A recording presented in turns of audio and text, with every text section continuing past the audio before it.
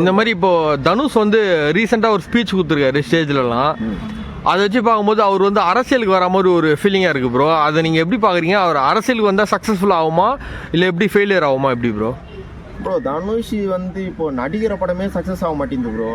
இதில் அரசியலுக்கு வர வந்தாருன்னா எப்படி சக்ஸஸ் ஆவார் அவர் வந்து பண்ணுறது வந்து ஏதோ ஒன்று பண்ணுமேன்னு பண்ணுற மாதிரி இருக்குது. இப்போது சிஎம் விஜய் வந்து நார்மலாக படத்தில் நடிச்சிட்டு ஒரு பெரிய உச்சத்துக்கு போய் சிஎம் ஆனார், அது வேறு.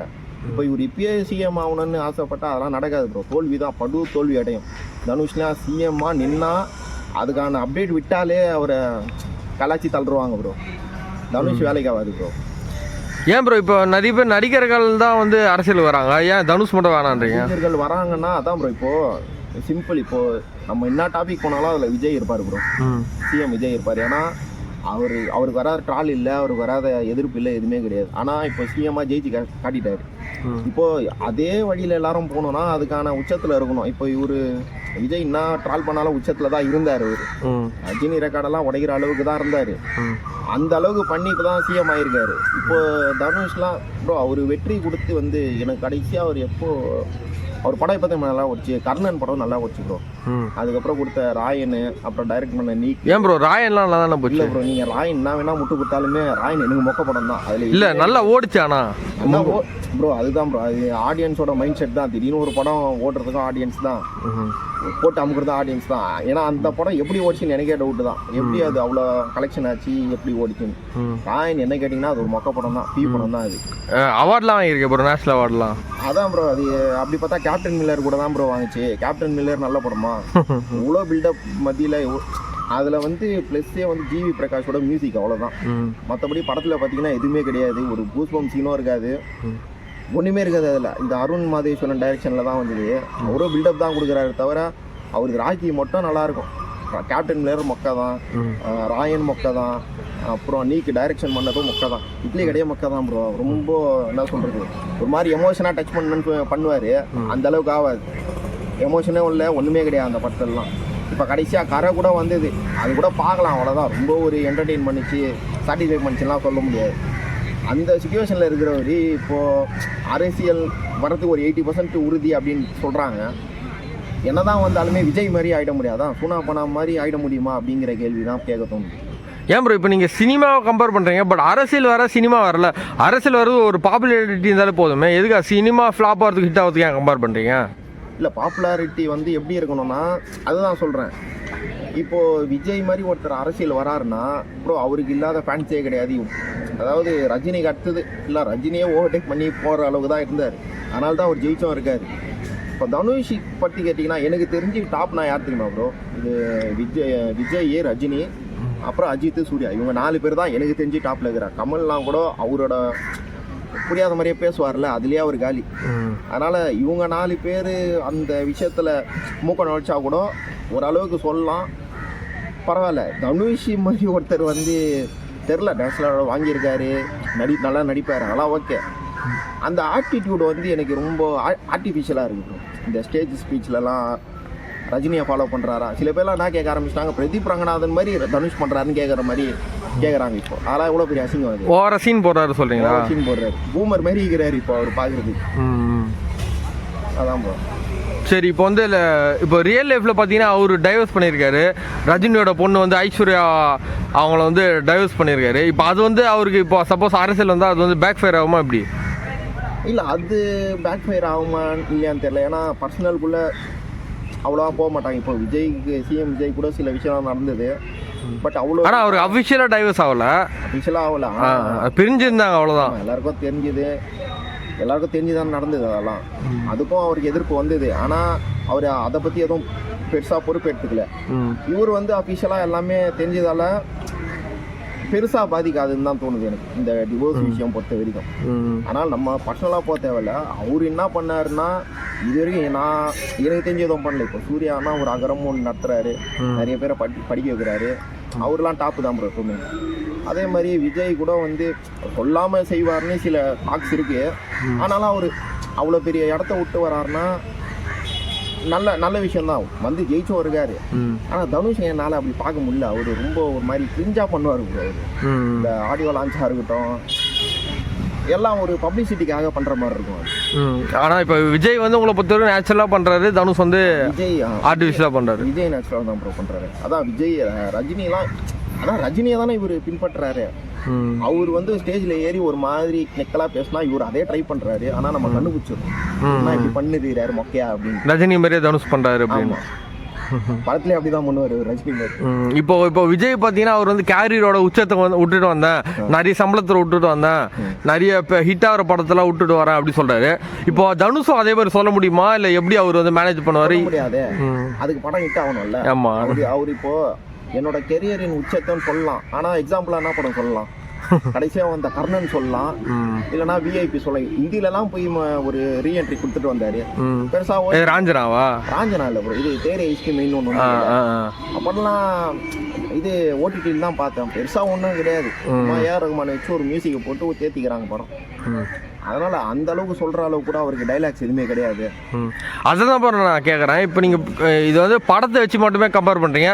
மேபி தனுஷ்க்கு வந்து விஜய் விட பெட்டரான கொள்கைகள் இருக்கலாம்ல அரசியலை பொறுத்த வரைக்கும்.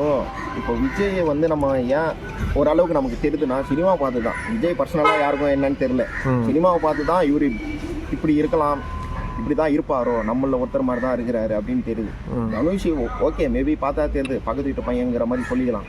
ஆனால் அதான் ஒரு படத்தை தாண்டி வெளியே சில விஷயம் அந்த ஆடியோ லான்ச்லேயோ இல்லைன்னா ஏதோ பேசும்போதோ அந்த நம்பிக்கை வரல. இவனா ரஜினி மாதிரி பண்ணுறாரு, இவனா மாதிரி சீன் போடுற மாதிரி இருக்குது ப்ரோ. அவ்வளோதான் மெயினாக வந்து சீன் போடுற மாதிரி இருக்குது. அதுதான் ஆட்டிடியூட் வந்து கொஞ்சம் ராங்காக இருக்குது. அப்படியா? அப்போ வந்து தனுஷ் பேசுனா வந்து ஏதோ ரீச் ஆகாது, நக்கலாக இருக்குது அப்படின்னீங்களா? ஆமாம் ப்ரோ. இது இப்போ நேஷ்னல் அவார்டு 2 படம் வாங்குது. அந்த 2 படம் ஏன் தனுஷ்க்கு போகுதுன்னே ஒரு பெரிய, ஏன்னா 2 படம் ஒர்த்தாக இருந்தால் பரவாயில்ல ப்ரோ. அவருக்கு நிறையா படம் நடிச்சிருக்காரு. இப்போது புதுப்பேட்டைன்னு ஒரு படம் வருது, காதல் கொண்டேன்னு வருது, விஐபின்னு வருது, கர்ணன் வருது. இதெல்லாம் வந்து நேஷனல் அவார்டு வாங்கியிருந்தா நம்ம எதுவும் கேட்க போகிறது இல்லை. ஓகேப்பா வருது, அவ்வளோதான், அதோட முடிச்சிடும். இதுக்கு இந்த படத்துக்கு எதுக்கு நேஷனல் அவார்டுன்னு தானே நம்ம கேட்குறோம். அவர் தான் சொன்னார், எனக்கு இந்த படத்தில் கிடைக்கல, அப்போல்லாம் மிஸ் ஆயிடுச்சு, அப்போல்லாம் யாரும் சப்போர்ட் பண்ணல, இப்போ இந்த கிடைக்கும் போது ஏன் இப்போ மட்டும் எதிர்த்து பேசுறீங்க கேட்குறாரு. எப்போ இருந்தாலும் ஆடியன்ஸ் சப்போர்ட் பண்ணுவாங்க. இப்போது ரொம்ப பழைய படம் இப்போ 24, 1701, புதுப்பேட்டையெல்லாம் இன்னும் வரைக்கும் சப்போர்ட் பண்ணிட்டு தானே இருக்கும். இல்லை அவர் என்ன கேட்குறாருன்னா, அப்போல்லாம் எனக்கு கொடுக்காத போது யாருமே அதை பற்றி பேசல, இப்போ கொடுக்கும் போது ஏன் இதை பற்றி பேசுகிறாங்கன்னு கேட்குறாரு. அதுதான் இப்போ அந்த டைமில் வந்து இப்போ அவர் சொல்கிற மாதிரியே போவோமே, 21ல் கர்ணன் படத்துக்கு கிடைக்கலன்னு சொல்கிறாரு.